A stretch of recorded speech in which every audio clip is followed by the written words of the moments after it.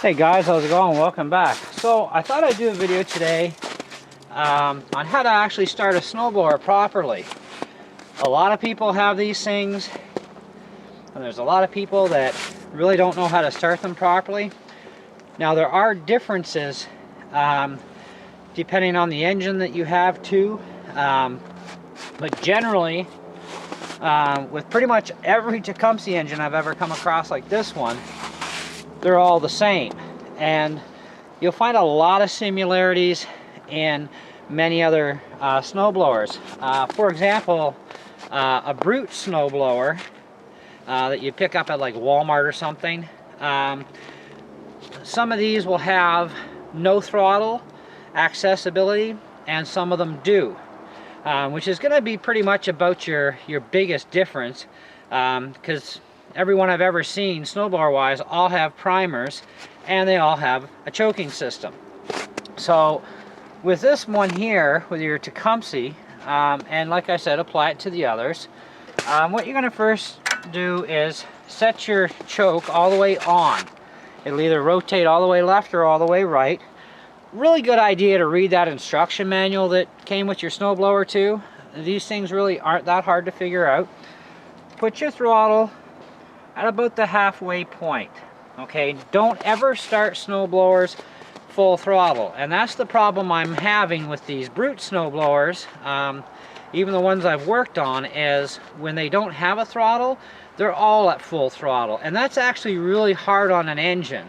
And I tend to not recommend people buying snowblowers that don't have a throttle control on them.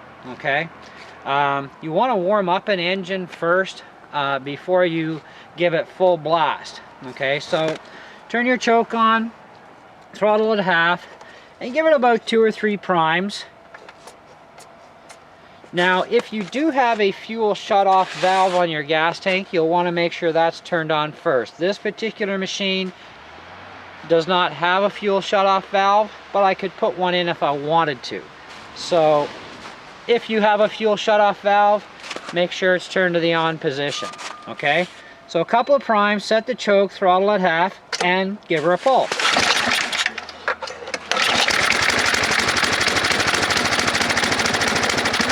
Now you want to let her run like that for about 20 seconds or so,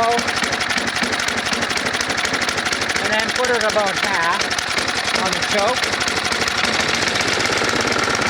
Now if it's really super cold outside, you're going to want to run it like that for at least a good solid 2 minutes, okay? Just to get the oil warmed up and moving, and get the engine warm a little bit. Now it's really super warm out here today, so I don't have to let it go as long.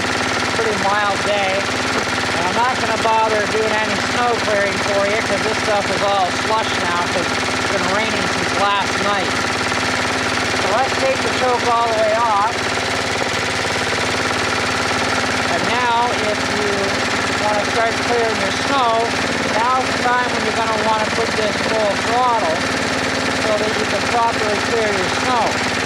On a medium engine idle like this, you're not going to move snow very far. It's not going to come out to shoot that well. So you want to full throttle it.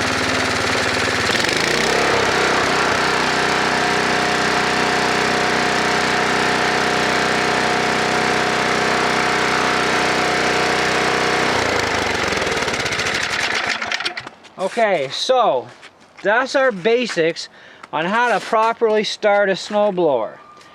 If you try starting this thing half choked, it may or may not start. If you try starting it without the choke on at all, same problem. Okay, you need that choke turned on. There's a little flapper valve that closes off about 95% of the air so that the engine can suck the fuel out of the carburetor. It uses the piston compression for that. So you need to get that choke on right away and get that fuel up in the engine so it can fire. There's enough pressure suckage from the engine when it's up and running with the choke off in order to keep that fuel vaporized and going in to the engine to keep the engine running.